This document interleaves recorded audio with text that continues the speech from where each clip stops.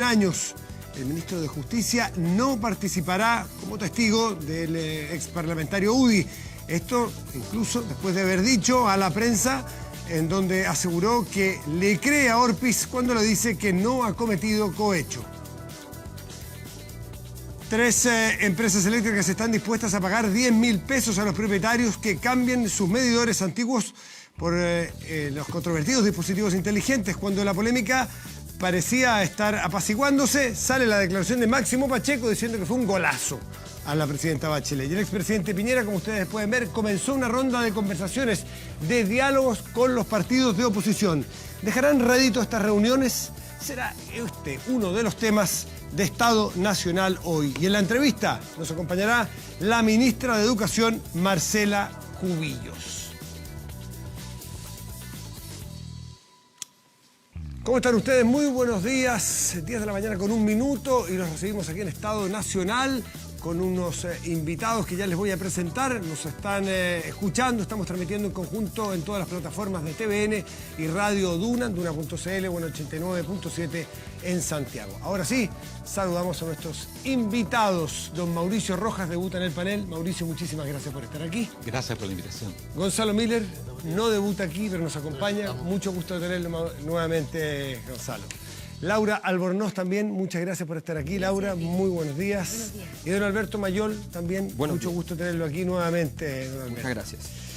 Partamos de inmediato con los temas, o con los temas que hemos elegido más controvertidos, que más matices generan o diferencias. El gobierno decidió mandar ya, los últimos días de la semana pasada, en definitiva, este proyecto de control preventivo de identidad, con algunos cambios. Para ponerle así en el titular, el cambio, por ejemplo, a los muchachos, las chicas de entre 14 y 18 años, se les podrá revisar los bolsos, las mochilas, pero no su ropa o su cuerpo. Ahí hay una diferencia respecto de lo que hoy corre ya en la ley para las personas mayores. Doña Laura Albornoz, ¿qué le parece a usted esta matización que hace el gobierno? Quizás un guiño para la posibilidad de que esto se apruebe, o en definitiva usted cree que no va a contar con los votos. Yo creo que está bien, no podría haber sido de otra forma, es bueno que se incorpore una medida así, pero la verdad es que con lo que nos quedamos es con las declaraciones del fiscal del Ministerio Público, que justamente manifiesta su oposición o su reparo a este proyecto, que no es el único, porque viene acompañado también de la directora del Instituto de Derechos Humanos y de la propia defensora de la infancia, institución que fue creada el gobierno pasado en Chile y que ha hecho sus apreciaciones, ha manifestado sus apreciaciones sobre este proyecto. Entonces yo creo que la dificultad sigue presente, que hay cosas semejantes en cuanto a la estrategia política del gobierno de querer, lo mismo se hizo con la ley de admisión justa, de querer dividir proyectos para tener aprobación en el Congreso. Yo no creo que vaya a tener buen resultado, porque en definitiva la idea resulta ser negativa, así como se conoce. Vamos a ver el detalle, así como aparece hoy día, parece ser una mala idea. Una mala idea. Don Mauricio Rojas, ¿le parece una mala idea? Usted que pertenece a centros de estudio, grupos más bien liberales de pensamiento, ¿le parece que aquí hay una pugna, una riña entre las libertades y la necesidad de acrecentar o aplicar medidas de seguridad tendientes a mejorar que es un problema de primera prioridad pública o ciudadana? Mira, lo que más limita la libertad de las personas es justamente la criminalidad, la inseguridad. No poder salir a la calle a las 7 de la tarde, como pasa en algunos barrios de Santiago, es una limitación brutal de la libertad. Por lo tanto, aquellos que contraponen seguridad con libertad, yo creo que están en una discusión bastante abstracta. En este caso, además, tenemos que considerar que casi una cuarta parte de los delitos violentos los cometen hoy día menores de 18 años. Esa es una realidad que tenemos que enfrentar de alguna manera. Ahora se discute el método, ¿esta es la buena manera de enfrentarlo o no? Yo en ese sentido sé que hay muchas opiniones diversas. Laura nombró a los fiscales. Yo creo que Carabineros da la opinión que a mí más me da confianza. Ellos dicen que los controles preventivos de identidad son muy eficaces. Yo creo que ellos tienen una presencia que es bastante importante para poder dar este juicio. Ahora, esto no se puede juzgar separado por sí solo. Hay un montón de otras medidas que son las que tenemos que ver con esta medida como conjunto. Mauricio, controles preventivos cuando hay algún indicio de que alguien está cometiendo un delito, pudiera ir, o alguno de los críticos a esta figura, podría ser a lo mejor aceptado. Es decir, hay un indicio que un muchacho, una chica de 15 años está en un delito o está en un entorno de un delito, pero aquí va a poder hacerlo de manera, decir arbitraria es feo porque es peyorativo, pero una deliberación que hace el carabinero en la policía en ese momento, sin necesidad de que haya indicio. Claro. ¿Eso no coarta las libertades? Pero mira, la policía hace estos juicios no hacia el tuntún, sino que dentro de toda una forma de enfrentar el delito, que implica la focalización. Ellos van a los lugares donde hay más ocurrencia de delitos, y en esos lugares tratan de intervenir. Alberto, focalización, es justamente lo que quienes se oponen a esta medida creen que le falta a esta medida, que no es focalizada, sino más bien es de arrastre. Ese es el criterio que se ha utilizado. La verdad es que efectivamente la medida, a mi juicio, no tiene ni fondo. O sea, cuando un sistema de investigación policial fracasa, tú puedes empezar a buscar disparando a la bandada, que es lo que se está haciendo. O sea, si yo como investigador entonces dijera que el Estado tiene que garantizarme que me van a llegar 40.000 grabaciones de conversaciones al azar de todo el país para que yo pueda entender los cambios culturales de Chile, y no hay control sobre la condición en que se obtienen esos datos, ¿ya? Nadie puede decir que yo sé lo que estoy buscando. Estoy buscando cualquier cosa a ver qué encuentro. Aquí lo que está pasando es eso. Si la policía tuviera capacidad para investigar, si la policía tuviera capacidad para poder entregar pruebas a los fiscales, que gran parte de los problemas está allí, si la policía fuese capaz de construir entonces los casos y seguir a las personas adecuadas, esto no sería necesario. Entonces aquí hablamos de cómo, claro, cuando tú vas y dices el efecto total del descontrol sobre un fracaso del sistema de control de la delincuencia en los últimos años, aun cuando, recordemos, y siempre hay que decirlo, Chile, entre 7 grupos de países según nivel de criminalidad, está en el segundo nivel. O sea, entre los países, no los más seguros, los segundos más seguros. O sea, para que tengamos también las cosas en claro. Y para que tengamos las cosas en claro, siempre está entre los países con más presos del mundo por cada 1.000 habitantes. Entre los 5, entre los 3, entre los 8, siempre está allí. Entonces, para que tengamos ¿Chile? Las cosas. Chile. Está en sexto lugar Chile. en América Latina. Chile. Sí, Entonces, ¿cuál es la eso data? cambió radicalmente cuando el presidente Piñera, a través de un informe que le entregaron, ¿ya?, de una consultora internacional, le dijeron: usted tiene mucha gente presa, mientras hablaban de puerta giratoria, y el presidente hizo un indulto de 2.000 personas. Perdón, ¿de dónde son esas cifras, Alberto Mayor? No son las cifras oficiales internacionales, son Entiendo que King's College es la que hace es la cifra oficial para esto, y la vez que yo vi a Chile estaba muy arriba, efectivamente, pero estaban como entre los 20 primeros. Lo que pasa es que eso fue primeros. justo después de que el presidente Piñera hizo ese indulto. Justo antes estaba segundo, después de Estados Unidos, estaba segundo. O sea, Yo había visto otras cifras, pero... Entonces es bien... pero Chile, en un país con ese nivel de delincuencia, ese nivel de preso, es irracional. Lo que quiero decir para terminar, muy simple. Si tú tienes una lógica de la investigación, tú puedes focalizar la investigación y efectivamente obtener datos. Yo te pongo un ejemplo. Gran parte de los problemas en todos los barrios donde hay alta delincuencia tiene que ver con la penetración del narcotráfico. Eso es lo central. Una cosa muy sencilla, para detectar el narcotráfico, para poder inutilizarlo, la clave es tener control del lavado de dinero. Esa es la parte alta del asunto. ¿Cuántas denuncias el Servicio de Impuestos Internos ha hecho entregando a la Fiscalía antecedentes de cosas que le parecen raras? Un arriendo que debería costar 500, que vale 3 millones. Cualquier cosa así. Eso son lavado de dinero. Hoteles que tienen las habitaciones llenas siempre. Cosas así. ¿Cuántas veces han entregado ese tipo de información? No. La verdad es que cuando se le han preguntado por ese tipo de situaciones a los directores de impuestos internos, en general han dicho que el afán del Servicio de Impuestos Internos es recaudatorio y por tanto no hacen ese tipo de análisis. Creo que hay que partir por allí, ¿no?, y tener claro hacia dónde avanzar. Gonzalo Miller. Hay otras unidades que ven eso, unidad de análisis financiero y otros que elaboran información respecto a movimientos sospechosos como los que describe Alberto. Pero tiene razón, o sea, yo creo que el narcotráfico es un punto, y tanto desde el lavado de dinero como desde lo que provoca y lo que ve la gente en sus hogares, que quizás esa es la gran diferencia. No ve el lavado de dinero, que es el más grave, pero finalmente lo que ve en la calle es barrios tomados por venta de microtraficantes. Y a mí lo que llama la atención es que siempre que se avanzan medidas, son muy resistidas, muy cuestionadas. Yo recuerdo hace un par de años cuando se elaboraron lo de los drones. ¿Se acuerdan? Los drones para perseguir microtráfico y para tener pruebas documentales, ¿no es cierto?, de microtráfico. Y hubo una gran resistencia, oposición. De hecho, se les llevó hasta la Corte Suprema a los drones. Y resulta que hasta la justicia dijo: no, está bien así, no. Tiene que tener un protocolo, tiene que tener resguardo. tiene que garantizar la privacidad de las personas, y cumpliendo eso no hay ningún problema de uso. De hecho, 2 años después ya se masifica, lo tiene Carabineros, lo está usando el gobierno y ya no genera la misma resistencia. Cuando volvemos al control preventivo de identidad, nosotros decimos, y lo dijo bien Mauricio, la labor de Carabineros no es aleatoria. Carabineros no anda aleatoriamente por todos lados, sino que, producto de lo mismo, de los datos, que es importante, ¿no es cierto?, la presencia de datos, hay mapas donde dice mayor probabilidad y ocurrencia de delito. Y es en esos datos, sobre esos mapas donde concentra su mayor acción policial. No toda, pero la gran mayoría se concentra ahí. Y en eso uno dice, bueno, el control preventivo de identidad, que no es otra cosa que poder pedirle a un joven que se identifique, eso es el control preventivo de identidad. Entonces, cuando es una limitación a la libertad, sí, es una limitación a la libertad, pero bastante sutil.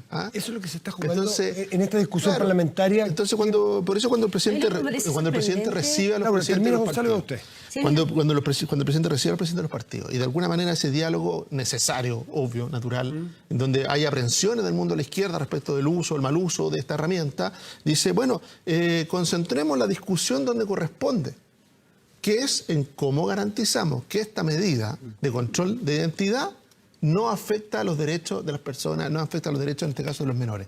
Y por eso me parece razonable, lógico, de sentido común, que no permita el acceso, ¿no es cierto?, al más cuerpo, íntimo, digamos, medidas más intrusivas. Me parece a mí que esa es una medida, de nuevo, semejante a lo que ocurrió, repito, con la ley de educación, de esto de fraccionar el proyecto y de incorporar nuevas medidas para tratar de capturar el beneplácito de quienes tienen que votar en el Parlamento. Insisto, este es un proyecto que no se conoce en profundidad, no se conoce en detalle y que me imagino que el Parlamento va a tener algo que decir cuando se debata, pero a mí me parece que hay aquí un cuestionamiento al ejercicio, a la planificación y a la estrategia investigativa de las policías. Es una medida más bien de carácter efectista que no necesariamente esté comprobada que vaya a solucionar los temas de delincuencia con violencia que efectivamente nos afectan a todos los chilenos, nos preocupan particularmente a todos los chilenos. Yo creo que no hay antecedentes empíricos suficientemente claros para poder adoptar esta medida y no otra, que no soluciona el problema de fondo, que tiene que ver también con la desigualdad, también con la sensación de falta de oportunidades o de una suerte de agonía respecto del futuro de muchos jóvenes que además rondan en un círculo de violencia y de pobreza que también tiene que ser incorporado en el debate.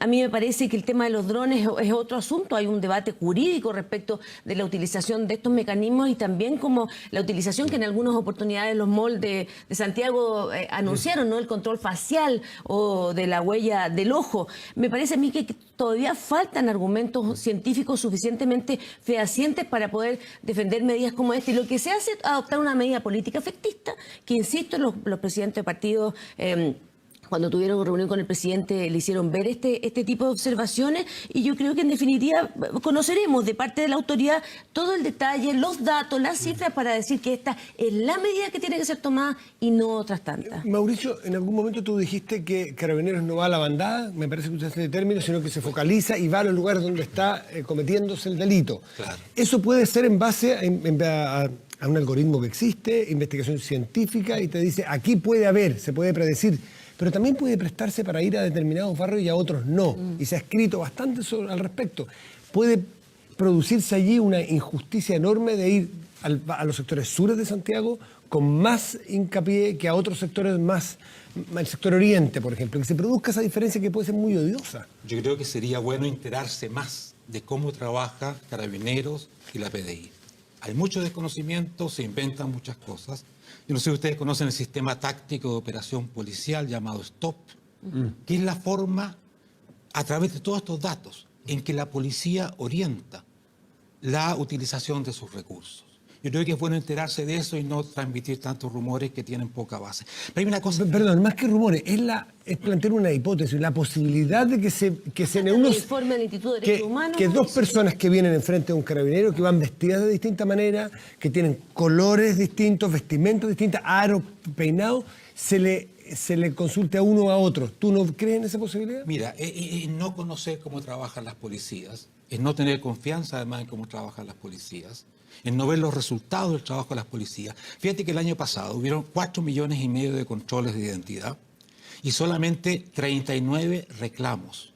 Pero hay una cosa más importante que no quiero que se pase sin decirlo. Se habla que esta medida puede ser agresiva contra los jóvenes, que va contra los jóvenes, etc. La verdad es que es al revés.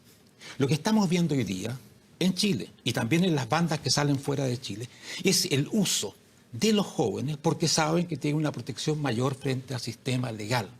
Creo que es muy importante romper este abuso que existe hoy día de las redes criminales de nuestros jóvenes. Y para eso hay que tener medidas. Hay una ley al respecto, no se le ha dado la urgencia. Sí. Por ley para castigar a aquellos adultos que Y hay que utilizan... hacerlo, pero también hay que atacar todas las posibilidades de hacerlo.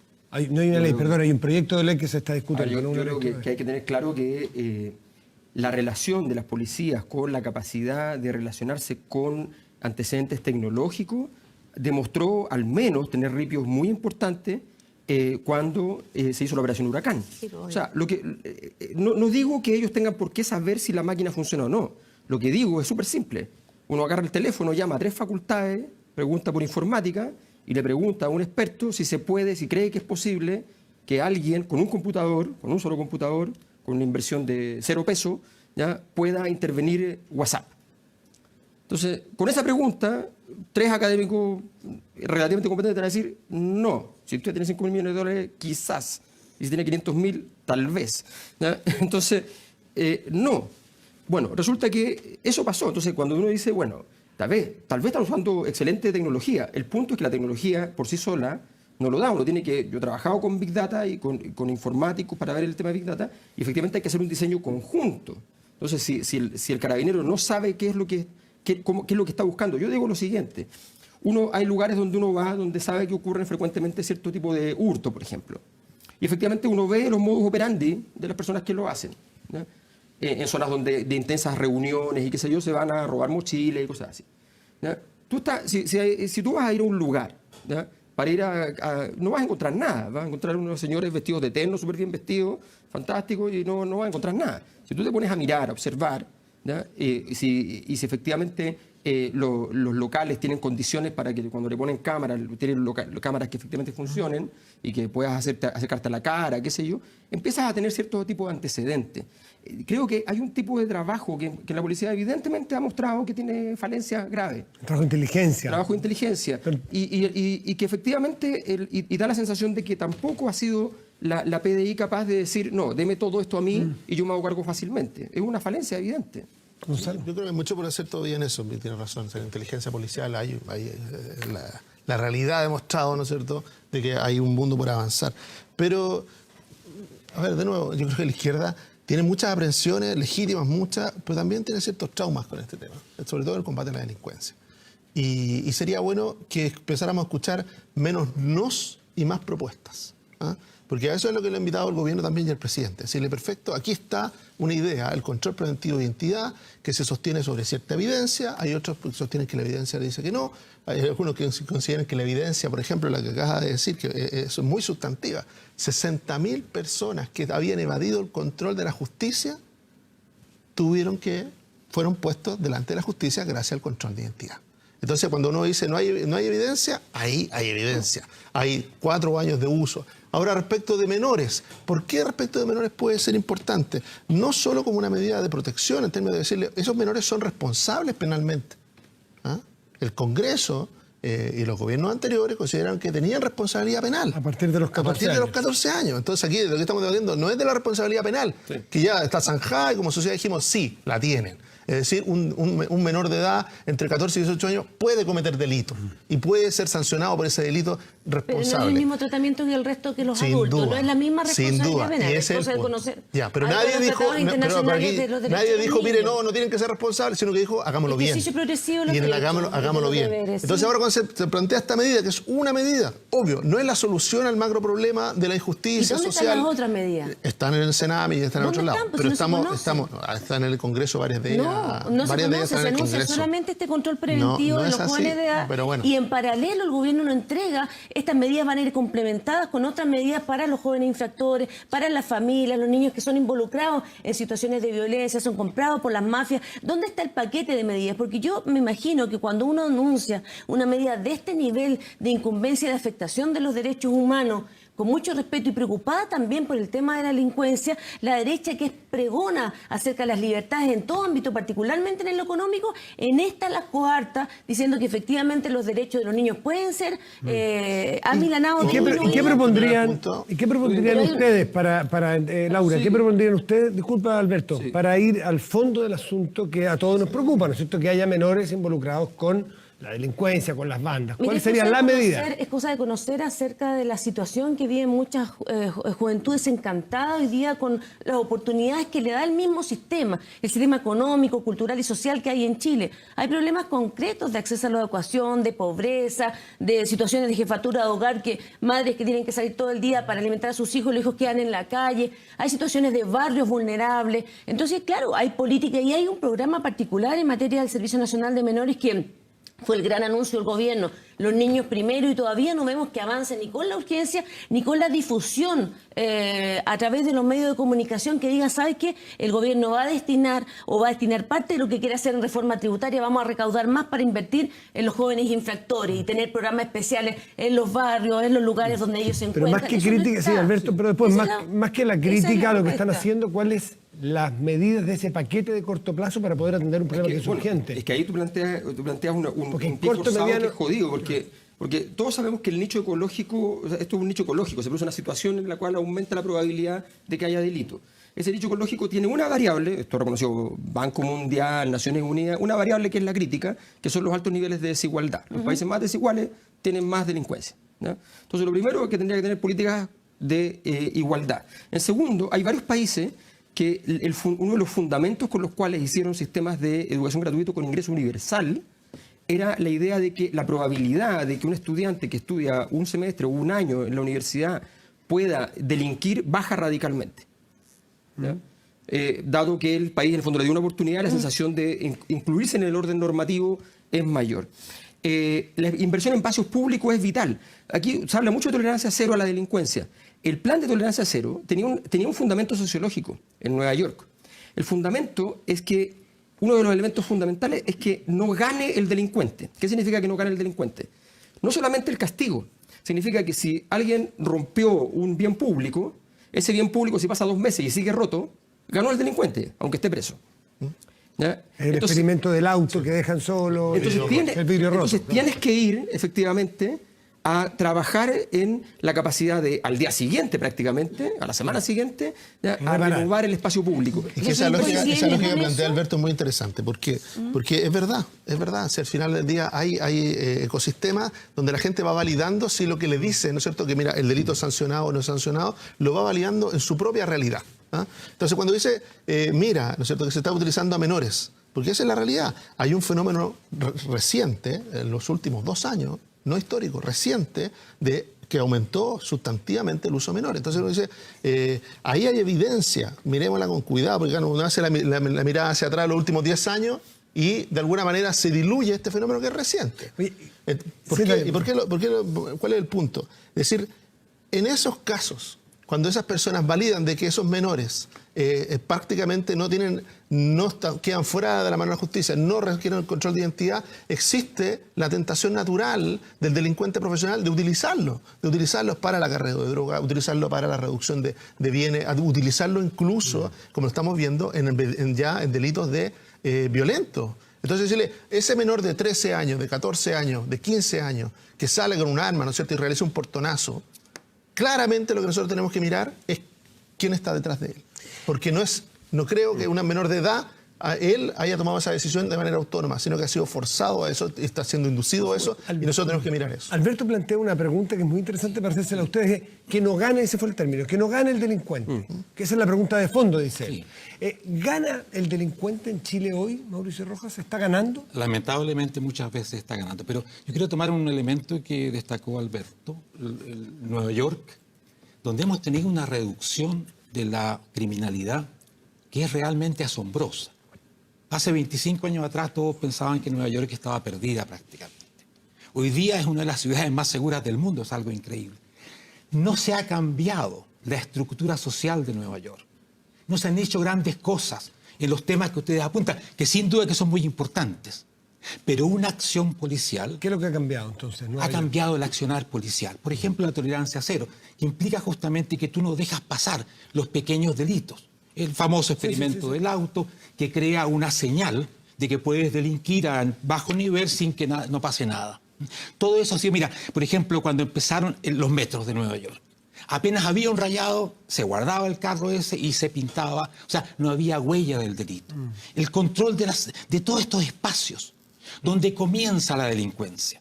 La delincuencia no comienza cuando alguien mata a otra persona.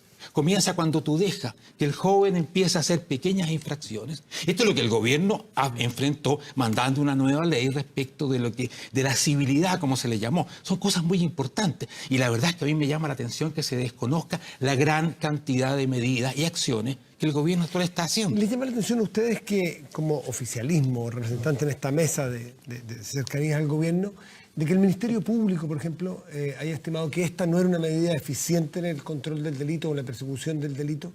¿Qué los puede motivar? Yo creo que claramente en materia de combate a la delincuencia hay posturas distintas. Hay posturas más garantistas y posturas que son más frontales en el combate a la delincuencia. Me parece que es legítimo, ambas posturas son legítimas, representan distintas maneras de enfocar un problema. Pero incluso a mí me llama la atención el que no hay una reflexión un poquito más profunda. Porque de nuevo se agota en decir, mira, esta medida no es, algunos dicen incluso, es efectiva, 60.000 personas que fueron llevadas a control ante la justicia, sino no es eficiente, porque tuvo que, en el fondo, controlar a 4 millones de personas para poder llegar a esas 60.000. Si el tema de la eficiencia, discutamos sobre la eficiencia, pero que es efectiva, es efectiva. Y en el caso del Ministerio Público específicamente, a mí me llama mucho la atención porque para los menores de edad imputados por comisión de delitos, muchas veces por flagrancia, no enfrentan prisión preventiva, obviamente, por la cuantía de los delitos, porque no se justifica y todo. Perfecto. Pero esos menores rápidamente salen y no vuelven nunca más a presentarse ante el tribunal. Nunca más. Entonces decirle, esta es una herramienta que permitiría, al igual que el control de identidad ha llevado a 60.000 personas que tenían órdenes de detención pendientes, a menores de edad que, cometiendo delitos, habiéndose sancionado así por el propio Ministerio Público, ¿no es cierto?, esa investigación, de alguna manera que siguieran siendo parte del proceso, porque si no se produce lo mismo que dices tú, Alberto. Ese menor de edad en su ecosistema dice, claro, a mí me detuvieron en flagrancia, fui al Ministerio Público, me acusaron. En ese caso, ¿ganan los delincuentes? Un delincuente de 14 años. Lo que pasa es que hay dos soluciones que son sencillas para un gobierno. O sea, primero, queremos entender este fenómeno. Hay una investigación que ha hecho el gobierno, por ejemplo, para entender cuál es la dinámica de estos niños respecto a sus propias familias. Cuáles son las situaciones de vulnerabilidad de sus derechos respecto a su propia familia. O sea, con una familia que está claramente en displicencia, por decirlo bajo. ¿Cuál es la relación de esa familia respecto a la relación con los delincuentes? O sea, entender las estructuras familiares, sociales que están detrás. Porque si no entendemos eso, estamos atacando jurídicamente, nada más. No estamos entendiendo el fenómeno. Lo primero es eso. Lo segundo es entender que el esfuerzo policial tiene que ir en un foco. No se puede hacer todo. Los policías en la calle, a las policías les gustan porque desgraciadamente los gobiernos las están evaluando por cómo salen en las encuestas. Entonces, la policía en la calle tranquiliza a la ciudadanía. Y por lo tanto el control preventivo de identidad también ayuda a eso. El punto es el siguiente. Pongo un ejemplo. Una persona que yo conozco en otro país, en un departamento, intentan ingresar aparentemente por un intento de violación, o no sabemos pero era una cosa agresiva, y intentan entrar, no logran entrar el tipo, y llama a la policía, llega la policía y recoge pruebas de todo. Entonces el delito no se perpetró, solamente entró al balcón la persona. ¿No? Y recogen pruebas. La persona le pregunta por qué recogen pruebas. Le dice, porque la próxima vez que sí cometa el delito, nosotros decimos que ya tiene antecedentes. Claro. Entonces, aunque era una falta menor, se realizó todo el procedimiento. Eso es mucho más eficiente desde el punto de vista... Y eso es muy ajeno a nuestra realidad. Atrás decía una idea concreta, y a propósito de lo que dice Alberto, de cuántos niños de estos no han podido ingresar al sistema educativo, no han podido estar, cuántos de ellos si ingresan a la universidad salen de este sistema que los condena, los destina solamente. Hoy día está en debate la pérdida o la disminución de 27.000 casos de gratuidad, que por retrasos, los estudios que del cual el gobierno tiene que hacerse cargo, 27.000 personas que perdieron la gratuidad. Entonces, ¿no sería del caso también, a propósito de esto, siendo propositiva, revisar esta ocurrencia de delincuencia en determinados jóvenes y ver cuántas personas de estas se cruzan y necesitan justamente insertarse al sistema educativo y no perder, por ejemplo, este apoyo que les da el gobierno? Entonces, yo creo que esta es una mirada, se requiere respecto a este tema de nuevo, una mirada global que no parece así a la luz de lo que nosotros leemos, aparece solamente el control de identidad, solamente las medidas efectistas, etcétera. Mauricio, ¿quieres decir algo respecto a lo que está hablando? Muy brevemente, todo esto está muy bien, pero siempre hace falta una persona que encabeza la lucha contra estos fenómenos decididamente. Y esa persona se llama hoy día Sebastián Piñera. Ha habido mucho descuido al respecto. Si algo tenemos hoy día muy seguro es que hay un presidente que está profundamente involucrado, tanto en la cuestión de la niñez, con las medidas del Senami y todo eso, como en la lucha contra la delincuencia. Y eso es vital, porque toda la técnica que tú puedas poner, si no hay un conductor que esté allí presente, no funciona. Los quiero cambiar de tema y nos vamos a un asunto que hace rato está sonando, pero esta semana tuvo mayor impacto, los medidores, ¿no? Que parece algo tan técnico, que parece algo tan fuera de la política en general, y se ha tomado el escenario político, porque tiene que ver con un acuerdo que se llegó con algunas empresas eléctricas, no todas, de que dado una suerte de consenso técnico, que era bueno pasar de medidores antiguos a medidores inteligentes, ¿quién los pagaba? ¿De quién eran? Había que retirar algunos medidores que habían pagado las personas y decirle, bueno, usted ya compró su medidor, entonces yo se lo compro a usted en 10.000 pesos, para quedar en desuso, pero se lo compro. Y bueno, la discusión iba relativamente encaminada hasta que apareció la voz del exministro de Energía, Máximo Pacheco, y dice que fue un golazo que le hicieron al gobierno de la entonces presidenta Michelle Bachelet. Un golazo de las empresas eléctricas justamente. A ver, Gonzalo, ¿qué te parece a ti que los medidores se instalen en el centro del debate político en este caso? Yo creo que los medidores, primero, es algo que nos lleva directamente a la cotidianidad. Medidores hay en todas las casas de Chile. No importa dónde viva, no importa dónde esté, hay un medidor eléctrico. Por lo tanto, es un tema que me afecta, me vincula directamente a la conversación.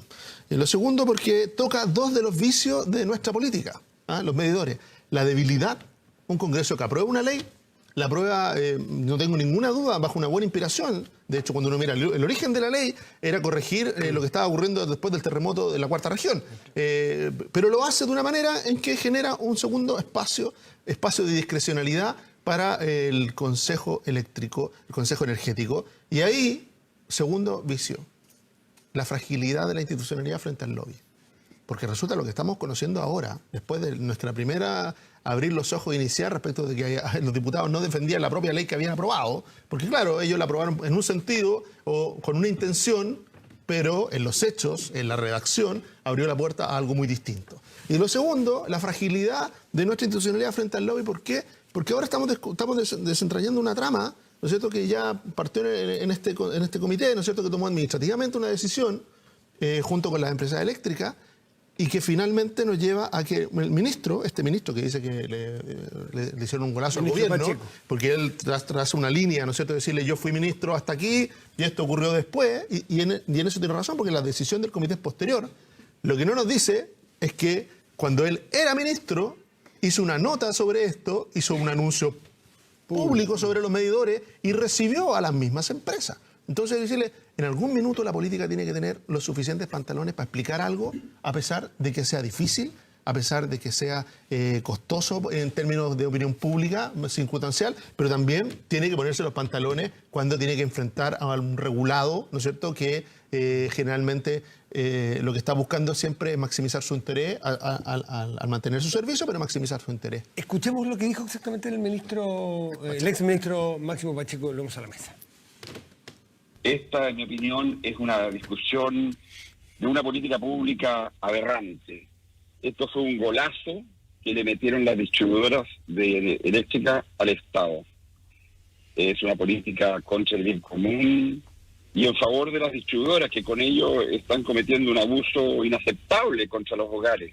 Hablar de golazo parece más bien un lenguaje que busca réditos políticos y que no dan cuenta de la responsabilidad que le cupo al gobierno anterior, que durante su mandato hizo 2 procesos tarifarios y por lo tanto ahora sorprende, por decirlo menos, que se esté cuestionando esos procesos. El exministro Pacheco reconoció que les metieron un golazo, y yo diría más bien un golazo media cancha, con el tema de los medidores. Y es bueno que se asuma la responsabilidad. Nosotros, como gobierno, heredamos este tema, pero queremos ser parte de la solución.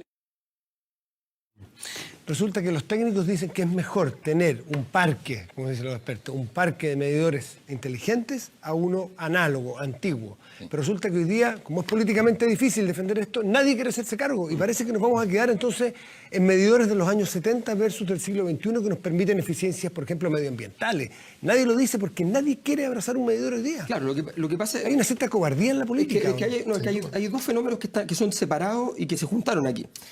Uno es un fenómeno sociológico que desde los académicos, incluso de derecha, se ha negado desde hace muchos años, que es la existencia de algo que explica por qué el medidor se transformó en un objeto metafísico, porque esto ya pasó a otro nivel, y efectivamente la discusión es un poco increíble, o sea, vista desde fuera, es decir, como el país envuelto en los medidores de luz, la verdad es que es una cosa bien insólita. Bueno, la razón para eso es que efectivamente hay una crisis de malestar social que hace rato viene ocurriendo y que cada tanto se deposita en un objeto o en una situación. Y eso, bien, no voy a hacer el listado porque es muy largo, pero es un listado, evidentemente desde el 2010 en adelante. Esa crisis hoy día se representa en algo que efectivamente, como dice Gonzalo, está en todos los hogares, uno lo ve y me lo quieren quitar, ¿no? Entonces... Y se transforma en una problemática al punto que un jugador de fútbol pide su espacio y qué sé yo para decir que esto no puede ser, y así sucesivamente. Bueno, frente a esto, la problemática viene después entonces a nivel político, ¿ya? A nivel político, ¿qué es lo que pasa? Que la política no está en condiciones hoy día de hacer dos cosas fundamentales. Una, no sabe enfrentarse a los poderes económicos. Y segundo, no sabe enfrentarse al descrédito de la ciudadanía. Siempre está. Ese fenómeno, el que en mis investigaciones yo llamé el lucro. El lucro no era ganar plata, el lucro era esa estructura.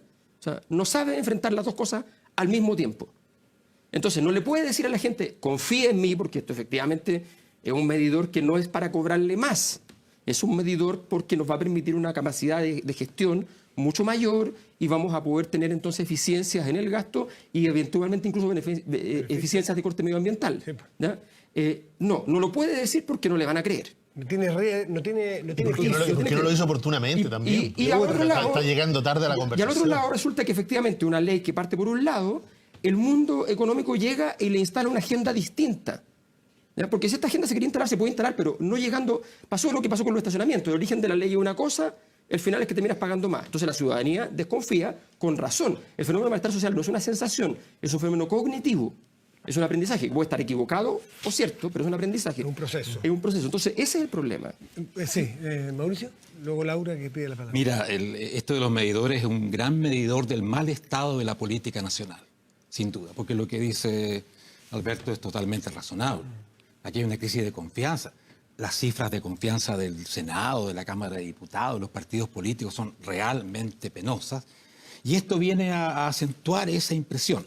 Ahora, más que hay un golazo probablemente, pero aquí hay un autogolazo del exministro Pacheco con el gobierno de Michelle Bachelet, porque ahí se cocinó todo este asunto fundamentalmente. Por lo tanto, de acuerdo. Pero hay una cosa importante que dijo Pacheco y que hay que recoger. Uno de los problemas esenciales que tenemos es que la distribución de la energía es monopolística en Chile. Son monopolios concedidos a distintas empresas. Eso no es así. Los servicios básicos en general, los monopolios naturales tienen esa característica. Es que este no es un monopolio natural. Monopolio natural son los postes de la luz, la infraestructura, correcto. Pero el uso de la infraestructura para distribuir energía es totalmente posible someterlo a competencia. Yo vivo en Suecia habitualmente y yo elijo, mira, día a día si quiero, qué compañía me va a entregar el servicio eléctrico. Por lo tanto, aquí hay que profundizar porque por allí viene la base de los problemas, este tipo de monopolios absolutamente injustificables que existen y que fortalecen toda esta idea y toda esta realidad de que hay una colusión entre política y empresa. Laura. Yo diría que esto surgió de un error comunicacional del propio gobierno cuando el propio presidente Piñera le preguntaron, quizás un acto de honestidad, ¿quién paga los beneficios, los costos de esto? Y él dijo el 100% lo pagan los usuarios.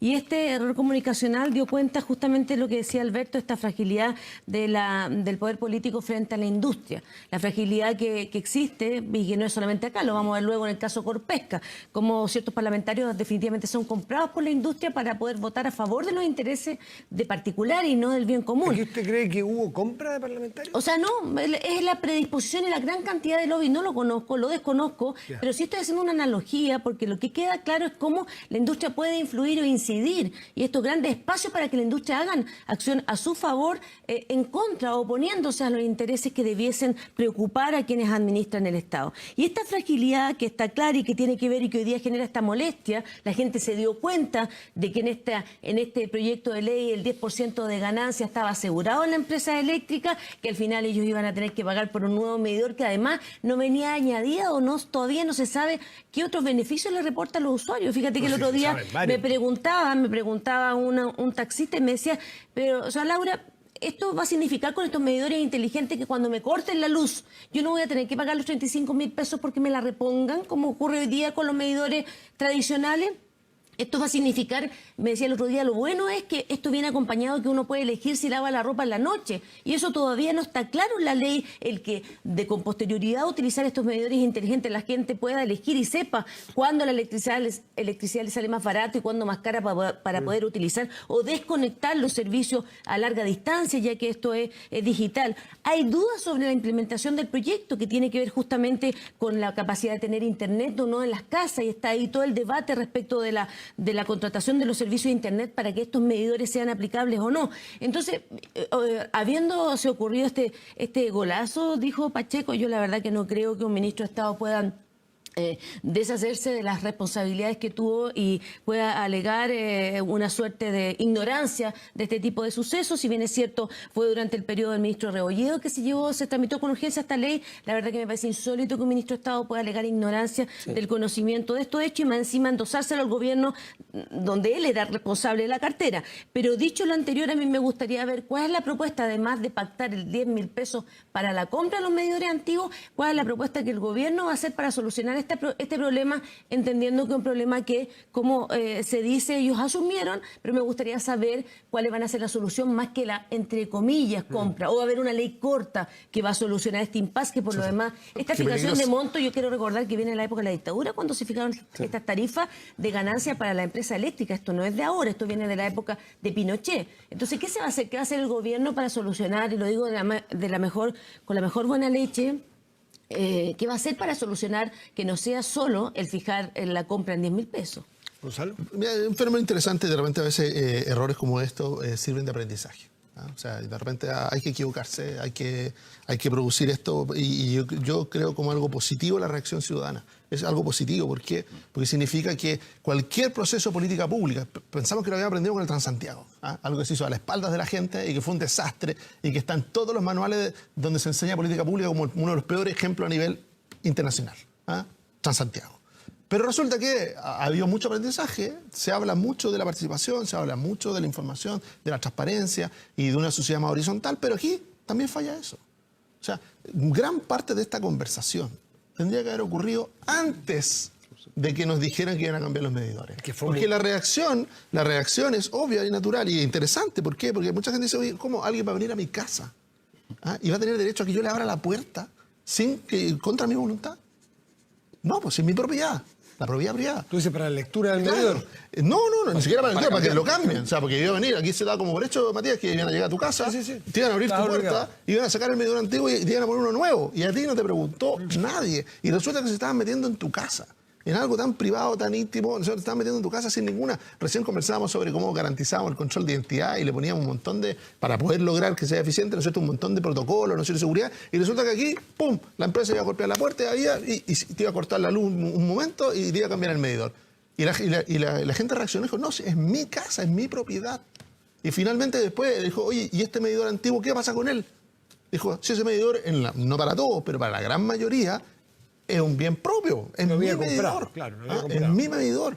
Y finalmente lo que por eso ahí se abre la conversación, la empresa dice, sí, en realidad, nosotros hasta aquí, hasta antes de la intervención del gobierno, las empresas estaban llevando esos medidores o lo estaban dejando botados al lado sin ningún uso posible. Y sin indemnizar a que lo había comprado. Además, la posibilidad de que una persona por sí mismo, por ejemplo, le encontrara un mercado o le encontrara un uso alternativo, era bajísimo. Y resulta que se empezó a resolver una política pública.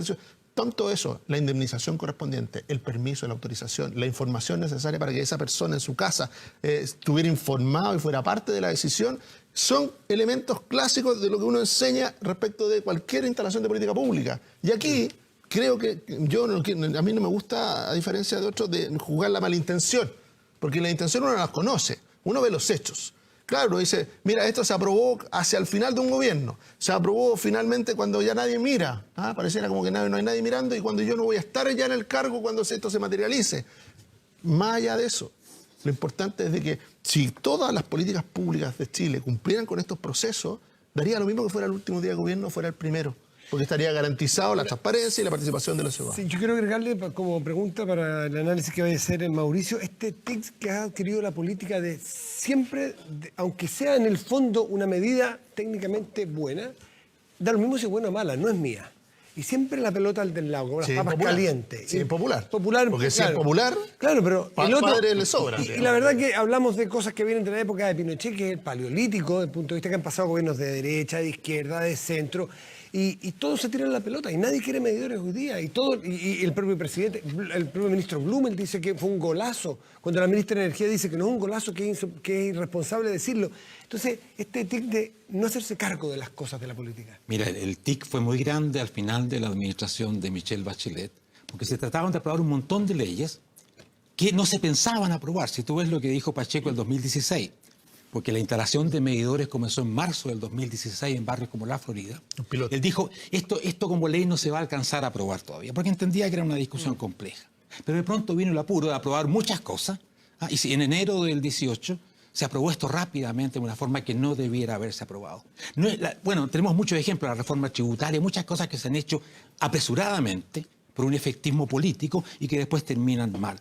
Pero yo creo que... Perdón, es solo, disculpa, sí. ¿Es solo monopolio de la centroizquierda o de la expresidenta Bachelet esto del apuro por el efectismo político, o tú lo ves como un síntoma de la política en general? Yo creo que es un problema de la política que hay que discutir. ¿Y este gobierno también lo tiene a ratos? Yo no te podría dar ejemplos ahora porque estamos iniciando. ¿No podría? No, yo podría ser. Ya he mencionado dos veces a yo creo Mauricio. que hay que estudiar este tema porque es malo que se hagan así las cosas, sea el gobierno que sea.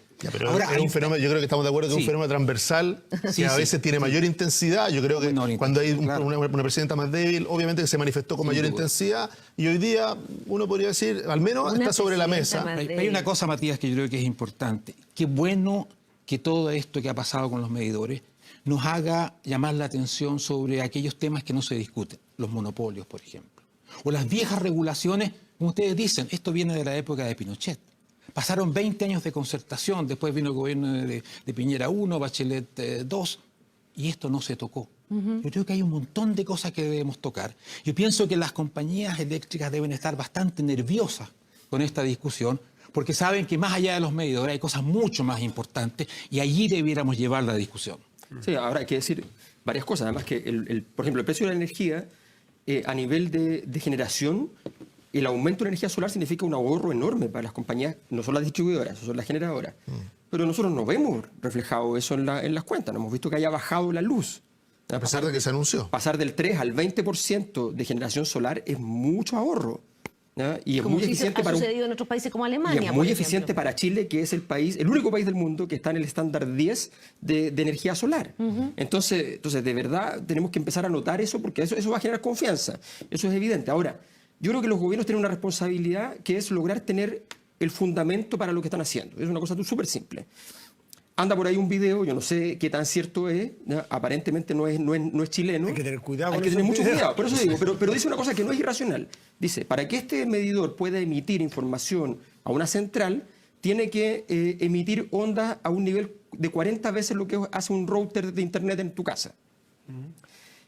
Yo no sé si será cierto, lo que digo es, el gobierno sabe... Pero tu universidad lo probó, dijo que no. No, la universidad lo que probó era el gasto. No, de todos los efectos de los nuevos medidores. El gasto. Pero hay que ver si efectivamente, sí, pero el efecto en salud tú no lo puedes medir a partir de eso. Tienes que ir y decir, a ver, ese nivel de emisiones, ¿ya? ¿Tiene además alguna incidencia, sumando que en las casas hay esto, lo otro, hay toda clase de cosas inalámbricas, qué sé yo, en un hogar promedio, la suma genera alguna clase de efecto en salud? Esas cosas los gobiernos tienen que tenerlas. Eso le corresponde al Ministerio de Salud, ¿ya? O sea, esto tiene que tener una mirada integral. Cuando un ministro anda, el ministro de Energía anda con el puro proyecto solo, ¿ya? No hay gobierno. La capacidad de gobernar tiene que ver con esta capacidad de decir las respuestas técnicas, ¿ya? Contrario a lo que dijo la vocera, que dijo que los académicos no saben lo que pasa en la calle. Sí. Bueno, yo no sé, los académicos hacen investigación, se supone que eso tiene mucho que ver con lo que pasa en la calle de una manera distinta solamente, ¿ya? Y no para que te aplaudan. Yo creo que ahí hay que tener ojo y que los gobiernos tengan sus informes correspondientes para poder decir, ¿sabe qué? No se preocupe, no hay efectos en salud, no hay efectos en esto otro. En términos de costo no va a haber aumento, de hecho va a haber reducción por tales razones. O sea, porque lo que dices tú, claro, se va a poder lavar en la noche. ¿Se va a poder lavar en la noche porque en la noche va a estar al precio de hoy día y en el día va a estar a un precio más alto? ¿O porque va a ser entonces efectivamente más barato y la gente va a saber barato? cuándo utilizarla? Efectivamente. Entonces, todo eso... Esa es la construcción de un gobierno y desgraciadamente el gobierno ha fallado en eso, hay que decirlo con claridad. No tiene una agenda que a uno le diga, esta es la información relevante, confirmable, revisable, en fin. Veo que... Sí, lo que pasa es que estamos a puertas de la cuarta revolución y nosotros estamos peleando por el medidor.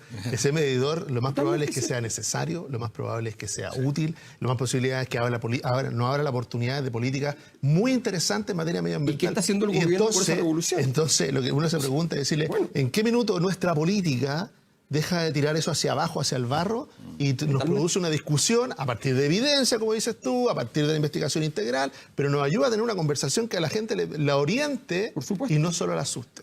Pero no veo que nadie se atreva. Entiendo que en el país tú en Suecia. Sí. ¿Hay medidores inteligentes o medidores análogos? En todo el mundo se están cambiando. Entiendo que en todo supongo que son muy inteligentes, claro, porque en Suecia las cosas acostumbran a ser bastante inteligentes, a diferencia de nuestros países.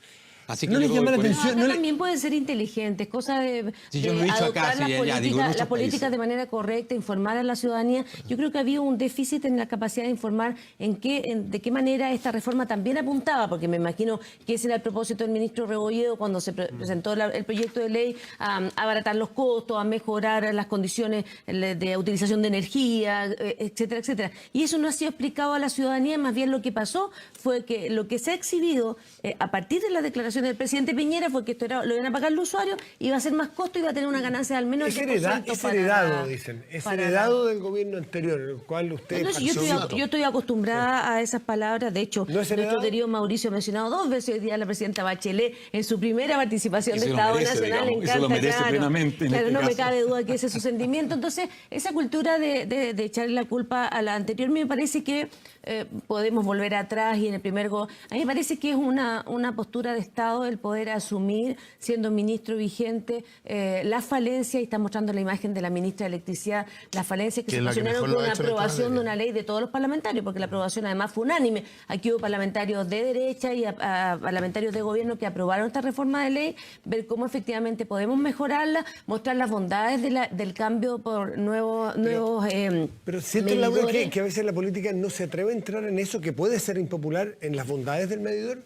Porque la política en las bondades de la propiedad del medidor no hemos entrado al fondo. Porque la política muchas veces se queda en decir que lo importante es lo que siente la gente y no la información técnica. Pero, por ejemplo, ni siquiera aquí hemos entrado a la discusión de fondo de qué es lo adecuado para la eficiencia, de quién sea el medidor, más allá que él lo pague y puedan eventualmente pagar. ¿De quién es bueno que sea de la empresa o que sea de las personas? El cambio, después del terremoto de Coquimbo, fue que sea de las empresas, porque si es de las personas, es muy difícil que las personas, además que se le cayó la casa, tengan que comprar otro medidor. Entonces, y eso es eficiente, pero nadie se atreve a defender eso porque parece que es defender a las empresas. Y no lo es. Nadie, mucha gente. ¿Por qué? Porque aquí uno no ve nadie quemando sus naves por defender el tema de los medidores. Yo pensé, y lo hace de alguna manera tangencial Laura, cuando dice, de las personas que han participado de este debate, la que con mayor seriedad, aportando información y tratando de alejarlo de la política pequeña, ha sido la ministra Jiménez. O sea, digámoslo. Cuando muchas veces se critica a ella, no tiene una trayectoria política específicamente, quizá por eso su reacción aquí ha sido la mejor de todas. ¿Por qué? Porque no está buscando ni rédito ni nada, sino que está buscando hacerse cargo de esa política pública, hacerse cargo de lo que pasó, viabilizar una solución. Entonces, también es conveniente cuando uno dice busca responsabilidad y justamente la ciudadanía busca responsabilidades, también tiene que decirle cuando un interlocutor se atreve a hacer algo distinto. ¿Ah? Perdón, pero yo creo que fue la que dijo que era un problema heredado. Aquí lo vimos en la cuña. Pero si es un problema heredado, Ah, y lo dijiste tú recién. Sí, respecto de esto es la que he dicho, propuesta. es la que absolutamente la que le ha buscado una solución a este tema y es la que ha explicado la necesidad. Porque si uno fuera por la oposición, no habría, por ejemplo, medidores, ya no habría en Chile medidores. Se echaría para atrás la medida. Y lo que se está diciendo, no, esto es necesario para Chile. Los medidores, hagámoslo de una manera. Es lo que han dicho. Reacción de la oposición. Es lo que dijeron, es lo que han dicho toda esta semana. Mauricio, o sea, escuchar los medios. Pero en eso, solo para terminar, sí, claro. Pues la ministra Jiménez lo que ha puesto sobre la mesa es la necesidad de los medidores. No le ha tenido miedo a sentarse con las empresas, a disgusto muchas veces de las propias empresas. ¿Ah? De hecho, no todas las empresas suscriben. CGE no quiere suscribir la indemnización. Entonces, cuando uno dice, claro, ¿por qué? Porque le hizo sentido esto de, claro, si el medidor finalmente es de la familia, es de esa familia y se va a quedar sin uso, ¿hay espacio para una indemnización? Sí, lo hay. Entonces, en la medida en que esto transita hacia cómo solucionarlo, yo prefiero que el protagonismo lo tomen personas como la Susana Jiménez, como la ministra Jiménez.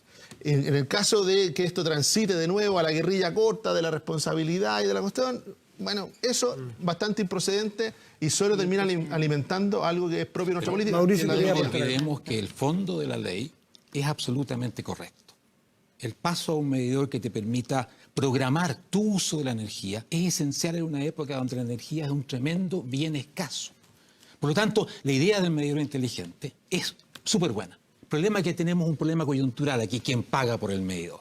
Y no hay que confundir una cosa con la otra, porque si vamos a detener una reforma que es de gran importancia, porque no sabemos resolver quién paga, pero estamos haciendo un favor muy pequeño. Mauricio, una interrupción. Para ser riguroso, la ley actual no contempla como uno de los beneficios de los usuarios el que tú puedas saber cuándo vas a tener electricidad más cara. Y, por ejemplo, planificar yo, ya a la noche voy a utilizar la lavadora porque me va a salir más barato. Este proyecto, y por eso yo siempre he hablado repetidamente de la necesidad de una ley corta para ajustarlo, no tiene esos beneficios añadidos. Por eso no ha podido ser tan, como sí sucede en España, sí sucede en Alemania, en donde la gente finalmente lo que le proporciona a la industria eléctrica a los ciudadanos, decirle, mire, si usted lava en estos horarios va a tener la energía más barata. Este proyecto no está incorporado. No, la idea es un problema de comunicación. En este proyecto no está incorporado. Para no confundir a la ciudadanía, el proyecto se hacía cargo de la propiedad de los medidores. Nada más. No tiene ese es el origen, el sentido del proyecto. Todo lo demás se tiene que ver en la ley de energía o en una ley corta. Pero es que cuando decimos que, oye, no entremos todo el tiempo a la política de la responsabilidad, el problema de eso es que aquí hay cosas que han pasado que son súper graves. O sea, en la época en que estaba en discusión Hidroaicén, se nos dijo que sin Hidroaicén iba a ser una catástrofe y que Chile se iba a quedar sin energía. El apagón de Chile. Se dijo eso en la política, entre los defensores de Hidroaicén. Y resulta que hoy día, gracias a la energía solar, deberíamos estar bajando los precios. Claro, hubo un cambio tecnológico en Chile. No, un cambio tecnológico. Ese cambio tecnológico debió ocurrir hace 10 años antes, pero se negaban a meter la generadora, a meter la energía solar, porque se calculaba el precio a partir de lo que se estaba usando. Y entonces ocupar cosas más caras, ¿ya? Es decir, petróleo o gas, era más conveniente para las empresas que usar cosas más baratas. Esa era la razón, porque la forma de cálculo era el problema. Entonces, ahora que se mete en la energía solar, resulta que no hubo ningún cambio tecnológico. Los paneles solares existen hace mucho rato. Hace 15 años, Alemania, que no tiene sol, tenía un 15% de su matriz solar. Y no tiene sol. Y nosotros tenemos el desierto con mejor sol del mundo y trabajamos en el 2%. Entonces, el problema de esa responsabilidad, ¿dónde están los responsables de que en ese instante se hayan dicho esas cosas o que se hayan tomado ciertas decisiones o no se haya invertido en energía solar? Es allí donde hay que buscar. Y ahí hay muchos. Pero el problema es cuando se diluye esto, y esto es culpa de la política, y no hay nadie disponible. Y también cuando se adopta una política centralizada. Ayer vengo llegando a Antofagasta y la gente decía, bueno, estos los medidores, ¿cómo nos incumbe a nosotros? ¿Por qué esta ley no establece una política definida para la región que además tiene la mayor cantidad de sol durante el año? Entonces, ¿por qué no hay aquí? Nosotros estamos sometidos a este debate cuando no tenemos a lo mejor tanto que ver y se podría adoptar otro tipo de política. Yo creo que falta esta mirada, dejar de lado la compra de los medidores, que por cierto es un tema para los ciudadanos, pero focalizar, ¿no? Y ahí hay un desafío para la ministra Jiménez, Jiménez, no me cabe duda que lo podrá hacer, de poder plantear los otros aspectos positivos de este cambio, que hoy día por lo menos no son observados por la ciudadanía. No solamente la demonización de los medidores que van a pasar, y porque los pobres medidores no tienen culpa ellos, además no pueden defenderse, pero sí hay un grupo que sí se puede defender y que ha salido también muy magullado en esta pasada, de manera indirecta, que es la inversión, el capital privado, las empresas, ¿no es cierto?, que son blanco bien fácil de la política también siempre. Sí. El riesgo que ven ustedes en satanizar a las empresas en este caso, porque puede traer el día de mañana aparejado un desincentivo a la inversión, y ya tenemos países bien cercanos en temas de energía, que la inversión desaparece. Argentina, Venezuela, que decir, que tiene las reservas más grandes del mundo en petróleo y tiene que comprarlo. El temor es que al final grandes empresas chilenas o internacionales quieran invertir, por ejemplo, en materia de generación solar, Alberto. Esa responsabilidad también a lo privado y a la empresa, ¿cómo la ven ustedes? Yo creo que... Satanizarlas es fácil. No, yo creo que es popular. Cualquier proceso, lo que pasa es que aquí se sataniza un conjunto de actividades, o sea, y se busca que no haya nadie que genere ningún nivel de prestigio. O sea, ese es el resultado de todo un sistema político en decadencia, que todos dicen, no importa qué tan mal estoy yo si el otro está peor. Y esa es la lógica. Entonces no estamos construyendo nada en ese sentido, y ese es el problema, porque aquí el órgano que tiene que producir credibilidad y confianza es la política. Si esa es su tarea. Las empresas, la posibilidad de que las empresas pueden construir imagen, pero credibilidad, legitimidad, no está en sus funciones, no son capaces de hacerlo, y las empresas tienen que empezar a construir tremendas operaciones de carácter comunicacional que no van a llegar a ese objetivo porque no son capaces, ellos no tienen un mandato popular. Entonces, el entendido de la empresa moderna es que tiene que entender cómo opera en los lugares que impacta. Claro, pero eso es otra cosa. Pero de ahí a ser capaz de producir legitimidad, que está en el mandato de la política, es una cosa que es completamente distinto. Hay un tema reputacional que ellos tienen que cuidar. Efectivamente, las empresas hoy día, hay muchas veces que efectivamente sabemos que han cometido, son culpables de actos, y hay muchas ocasiones en las cuales sencillamente les llega una papa caliente y no saben muy bien cómo. Yo en eso estoy de acuerdo contigo respecto de la labor de la política hasta el debe en términos de construcción de legitimidad. Y ojalá que demos paso para que eso avance, porque eso no es inocuo para el país. Eso le causa daño a la discusión de política pública, a la discusión de toma de medidas, le causan daño. O sea, por algo el retroceso sostenido del Congreso como el representante más visible de lo político ha sido de los últimos 20 años dramático. Pero respecto del rol de la empresa, yo ahí tengo una diferencia. Yo creo que sí la empresa tiene que construir legitimidad social de su rol. No se puede quedar en que, mira, yo hago bien mi pega y eso es lo mío, y para efectos de legitimidad concurro a la autoridad. Porque ese es el modelo de los 90, y ese modelo donde, mira, da lo mismo yo que no exista públicamente, ojalá, porque cualquier cosa yo me entiendo con el regulador, que él tiene la legitimidad y yo lo que tengo que hacer es entenderme con él. Ese modelo ya se terminó. ¿Y el mundo empresarial ha entendido eso? Yo creo que hay pasos, hay pequeños pasos. Cuando uno mira que, por ejemplo, y siempre es malo dar ejemplos en personas, pero mira a Bernardo Larraín Mate, mira a Andrónico Luksic, su comportamiento social, en términos de, por ejemplo, no solo por redes sociales, sino su comportamiento social ha variado mucho. Ha variado mucho. Hacia la horizontal. Para mi gusto. De Fujimori al asado es un paso. Para mi gusto no son los mejores ejemplos. Porque no han cambiado. Yo creo que no hay que hacer responsable a las empresas. Las empresas ayudan al crecimiento. El crecimiento nos interesa a todos. Nos interesa que el país haya más inversión, haya más trabajo, y eso no está puesto en duda. Ahora, sí lo que me preocupa es cómo los propios servidores públicos tienen estándares de probidad y de transparencia que efectivamente vaya acorde con la función y el mandato que reciben de los ciudadanos. Y por eso es que ha habido numerosas leyes para regular el lobby, para regular la presencia, las audiencias de los ministros. Por eso es que pudimos saber que el mismo ministro Pacheco se reunió con la empresa en determinada fecha, porque existe una ley de lobby que antes fue aprobada y propiciada por la tan mencionada por Mauricio hoy día, presidenta Michelle Bachelet. Entonces yo lo que quiero decirles es que sí, pero ahí hay que tener ojo, porque muchas veces las empresas también se han pasado, como ha habido permisividad en el mundo político, se ha pasado para la otra línea. Por eso hablaba del caso, del ejemplo mencionado recientemente, porque claro, ha habido aquí empresarios que han tenido graves problemas. Vamos a ver luego, yo lo he mencionado por segunda vez el caso Corpesca, en financiamiento irregular de la política, quienes recibieron boletas para financiar política, y está comprobado de esos hechos. Entonces, la verdad es que a mí también me preocupa establecer reglas claras para que tanto el sector empresarial como los propios autoridades, que son los primeros obligados, tengan un comportamiento acorde con lo que requiere la... Mauricio Rojas, respecto a lo que decía... Dame un segundo, Mauricio, un segundo, Alberto. Porque hay una cosa que es importante. Las empresas La razón por la cual no deben tener legitimidad es porque hipertrofian su acción eventualmente. Se empiezan a meter en otras cosas, se pueden pronunciar sobre temas que no les corresponden directamente. Entonces hay que tener cuidado. Yo creo que ahí hay que tener mucho... Mauricio, antes de terminar, porque nos vamos a Lo tiempo. importante que tendríamos que hacer es discutir la matriz energética del país. Y para eso la ministra Jiménez sería una magnífica invitada que nos explique la ruta energética que ella presentó hace unos meses, que es una excelente propuesta para cambiar la matriz energética del país, que es una de nuestras más grandes necesidades. Nos vamos a ir a una pausa, ¿sí? ¿Les parece? Vamos a una pausa. A la vuelta estará con nosotros la ministra de Educación, Marcela Cubillos. Estás en Estado Nacional, en todas las plataformas de Televisión Nacional y también en Radio Duna. Esta transmisión conjunta vuelve en un segundo.